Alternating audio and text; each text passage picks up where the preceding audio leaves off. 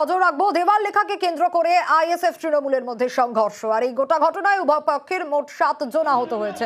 ঘটনাটি ভাঙড় 2 নম্বর ব্লকের পোলেরহাট থানার বাগানাইট গ্রামের।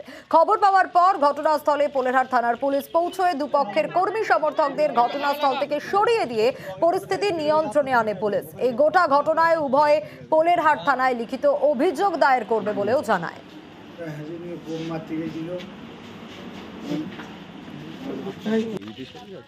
আমাদের যে দেয়ালগুলো চুনটানা ছিল বা এসে বলে লেখা ছিল সেইটা মুছে দিয়ে তার উপরে লিখছে। কথা কাটাকাটি হয়েছে। হ্যাঁ, আমাদের একটা ছেলে আপাতত হসপিটালে আছে। আরও কার কার হয়েছে জানি না, আমি ভিড়ের মধ্যে কে কোন দিক দিয়ে গিয়েছে। আমি বলতে চাই পুলিশ প্রশাসনকে যে নিরপেক্ষভাবে সবাই সবার গণতান্ত্রিক অধিকার আছে, সে যে যার দেয়াল লিখুক।